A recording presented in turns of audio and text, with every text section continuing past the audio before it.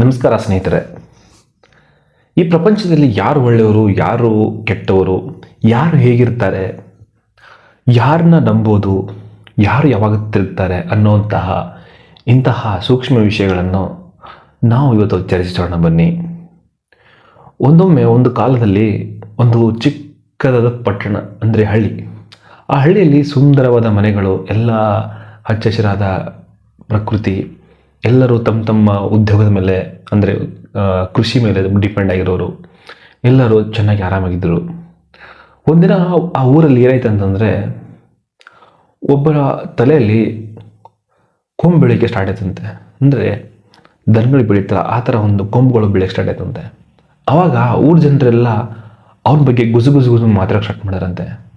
ಆಮೇಲೆ ಆ ಊರವರೆಲ್ಲ ಸೇರ್ಕೊಂಡು ಏನು ಮಾಡೋದಂತ, ಒಂದಿನ ಅವನು ಈ ಊರಿಗೆ ದರಿದ್ರ, ಈ ಊರಿಗೆ ಕಳಂಕ, ಈ ಊರು ಅವನಿಂದ ಹಾಳಾಗುತ್ತೆ ಅಂತ ಹೇಳ್ಬಿಟ್ಟು ಎಲ್ಲ ಊರು ಸೇರಿಕೊಂಡು ಅವನನ್ನು ಕೊಂದ್ಬಿಟ್ರಂತೆ.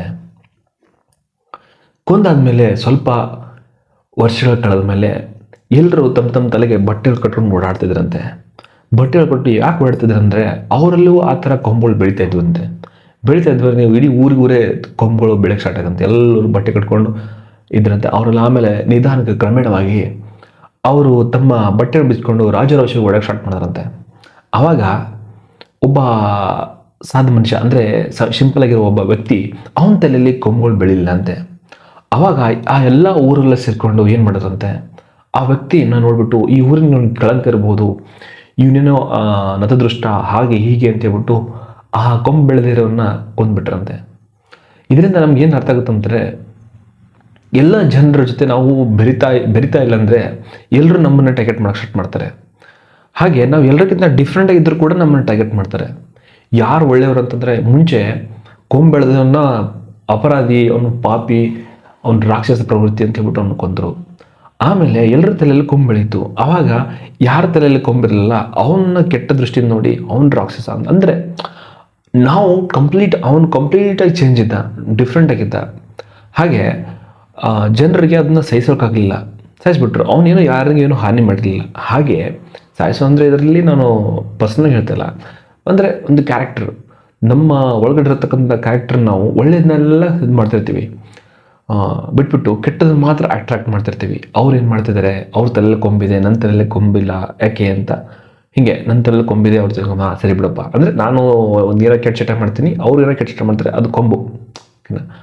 ಅವ್ನು ಮಾಡ್ತಿಲ್ಲ, ನಾನು ಮಾಡ್ತಿದ್ದೀನಿ ಅಂದರೆ ಅದು ಅವನಿಗೆ ಹೆಂಗಾದ್ರು ಮಾಡಿ ಕಲಿಸ್ಬೇಕು, ಅವನಿಗೆ ಹೆಂಗಾದ್ರು ಮಾಡಿ ಹಾಳು ಮಾಡಬೇಕು ಅನ್ನೋ ಮೈಂಡ್ ಸೆಟ್ಟು ಎಲ್ಲರ ಹತ್ರ ಬರ್ತಾ ಇರುತ್ತೆ. ಅದನ್ನು ನಾವು ನೋಡ್ಕೋಬೇಕು ಫಸ್ಟು.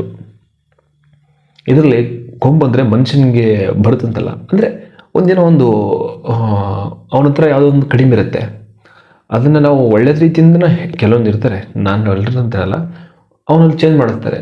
ಕೆಟ್ಟ ಗುಣಗಳನ್ನೆಲ್ಲ ಆಚೆ ಬಿಡು ಅಂದರೆ ಬಿಟ್ಬಿಡು, ಒಳ್ಳೆ ರೀತಿಯಿಂದ ಬದುಕು, ಹೀಗೆ ಹಾಗೆ ಅಂತೆಲ್ಲ ಹೇಳ್ತಿರ್ತಾರೆ. ಅವರು ಇದ್ದಾರೆ, ಕೆಟ್ಟ ಚಟನ ಕಲಿ ಅಂತ ಹೇಳೋರು ಇದ್ದಾರೆ.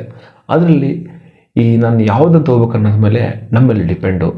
ಹೀಗೆ ನಾವು ಯಾವತ್ತೂ ಕೆಟ್ಟ ಚಟಗಳಿಗೆ ಬಲಿಯಾಗದೆ ಒಳ್ಳೆ ರೀತಿಯಿಂದ ಬದುಕೋಣ, ಒಳ್ಳೆಯ ಸಮಾಜಕ್ಕೆ ಒಂದು ಒಳ್ಳೆಯ ಮೆಸೇಜ್ ಕೊಡೋಣ, ಮತ್ತು ಒಳ್ಳೆ ರೀತಿಯಿಂದ ಎಲ್ಲರನ್ನೂ ಸರಿಪಡಿಸ್ತೀನಿ ಅಂತಲ್ಲ, ಎಲ್ಲರ ಜೊತೆ ಸರಿಯಾಗಿರೋಣ ಅಷ್ಟೇ.